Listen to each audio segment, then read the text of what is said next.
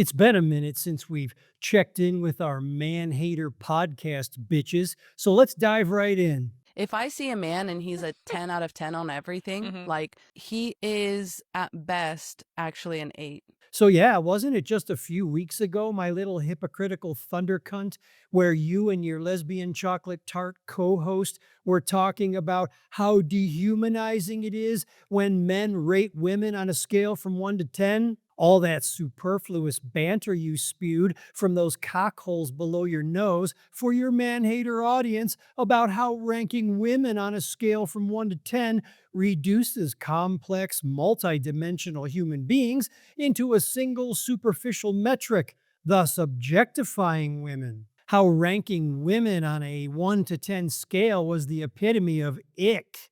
How you equated such a ranking system to referring to women merely as a product with a price tag. How you explain why that only goes to prove how immature and shallow men are, and how it cements the fact as to what a toxic culture the manosphere really is. If I see a man and he's a 10 out of 10 on everything, Mhm. like he is at best actually an 8. Just wanted to make sure that was you ranking men on a scale of 1 to 10. Totally And with agree with that. women, it's the exact opposite. With women, you can be the worst woman on this earth, and I'll probably still be like, She's kind of badass in some ways. but she's kind of, yeah, Yeah. she's got a point.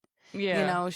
There's probably a reason. There's probably a man Even the upstream worst somewhere. woman, even the worst type of woman is still better than the average man, in my opinion. Yes, in my opinion. And the best man is just an It's average just an woman. average woman. Yeah.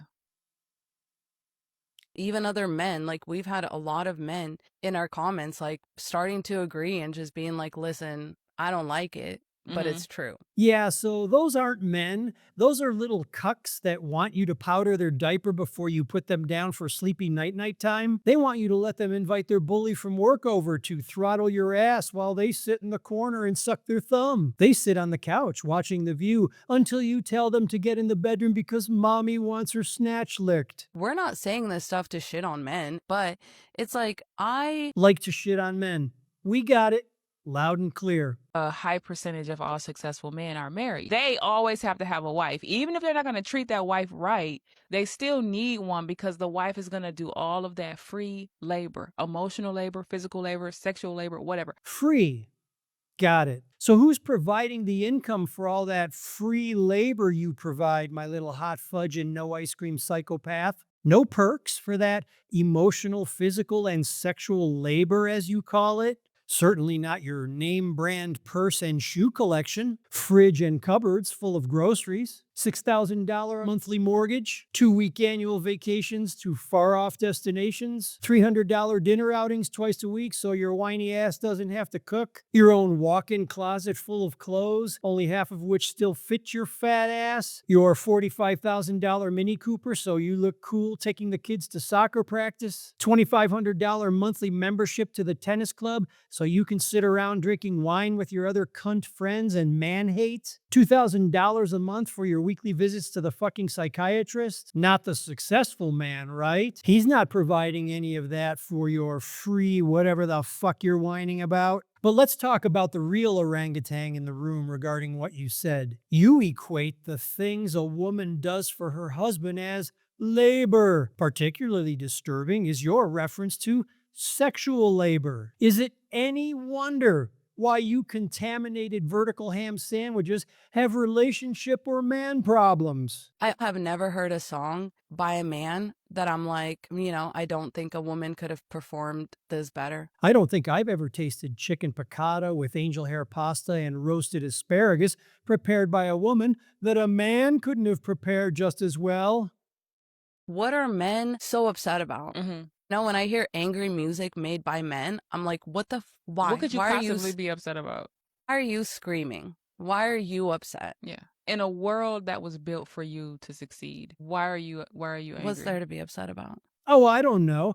Couldn't have anything to do with the sociopathic gaping snatch man-hater waiting at home for them that makes their life a living hell. All kidding aside, it's heavy metal rock music. It's a bombastic style of music where the vocals are very guttural, growling, and even screaming. But it's not angry, dysfunctional men. Now you're sounding just like the blacks, turning a cup of coffee without cream into a racism issue. And I've always thought that it makes more sense for women to make that type of music Mm-hmm. where you're screaming, where you're Yeah. like beating on something, where you're like, Okay, finally some common ground here. Agreed.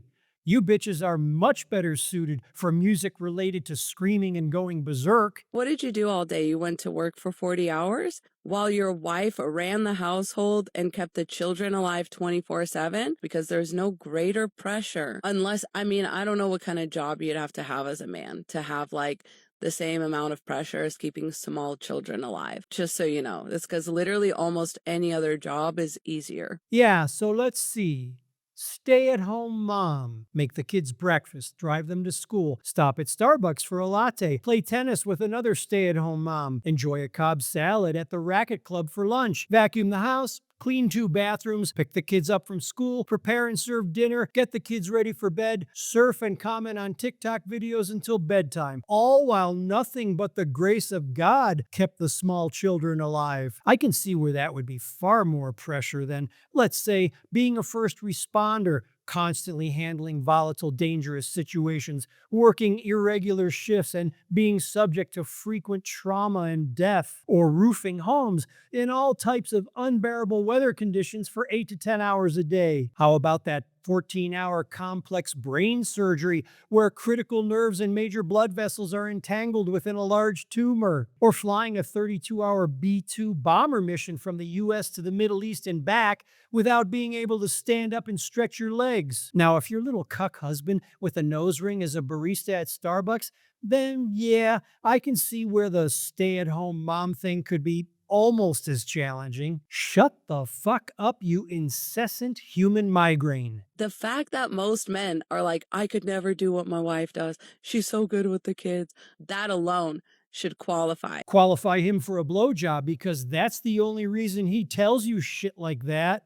We just always come back to this as a society where men start facing an existential crisis because of how they act. Mm-hmm. And like we always just come back to this point where women are like, great, we're not fucking you. And then what? Then they cry, we want to take away women's rights. Trust me, my little bottle of crazy pills.